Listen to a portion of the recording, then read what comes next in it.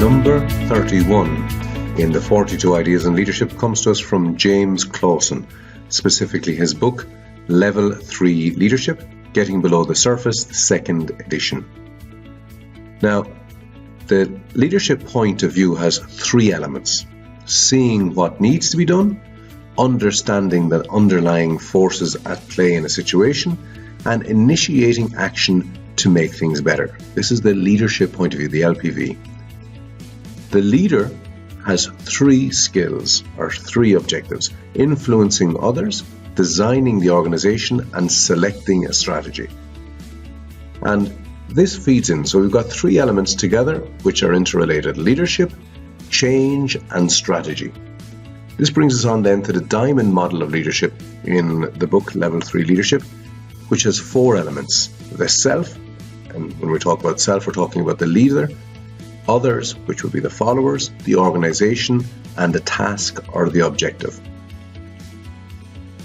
Now, the relationship between self and others is one of influence. The relationship between self and a task is related to the ability of strategic thinking.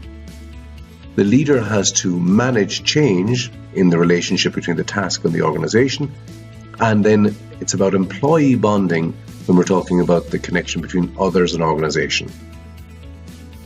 Together, these create, when we're talking about others, task, and self, we're talking about a shared vision. When we're talking about others, task, and the organization, we're talking about organizational design. Together, all of these elements, the interaction between self, task, organization, and others, which uses the abilities of influence, strategic thinking, managing change, and employee bonding, which then creates shared vision and an organizational design, these all lead to results, which are about effectiveness, efficiency, learning, and growth. Now let's look at the leadership principles. There are 6 of them, and we're going to look at them in a moment in a little bit more detail, clarifying your center all the way down to celebrating progress. The first one is about clarifying your center. This means being sure of what your values are, what your core beliefs are, making sure that you're clear about what you stand for. If you want to be a leader, you have to be clear about what you stand for. If not, then you cannot lead other people because they won't know what you stand for. Next one is clarifying what's possible. Clarifying what's possible means having a vision, a target. It means knowing where you're going and where you want others to be. This means that you have to clarify a future for everybody so that it's clear, first of all, in your followers' minds, and then later it can be clear in reality. So this is not about identifying what will be. It's more about identifying what you want to be. Clarifying what others have to contribute means understanding that you have followers, because a leader is nothing without followers, and that everybody has different things that they can contribute. And as a result of these differences in, what people can contribute, and the ability of the leader to identify what potentially can be contributed by everybody, you create something even stronger. Supporting others so that they can contribute as well, that's part of the fact that in an organization there are plenty of obstacles. And what the leader has to do is to be able to create a situation and create an organization that instead of them being obstacles, you actually create an organization that permits people to thrive. This means, therefore, that you as a leader are almost a servant, because you're creating a situation that the followers can thrive in, and that you're creating an atmosphere where they can contribute. Relentless assertion means that you, the leader, you have all of these obstacles in front of you, but you don't let them stop you. Because you've got a clear vision and you're clear about your center and your core values, well, you're able to go right through those obstacles. The final area is celebrating progress. This means that when people are working, they also need encouragement. They need to feel that there's something motivating them, that there's a reward system in place. So therefore, we need to make sure that people are rewarded when progress is achieved. So therefore, we have to celebrate that progress. These are the 6 leadership principles.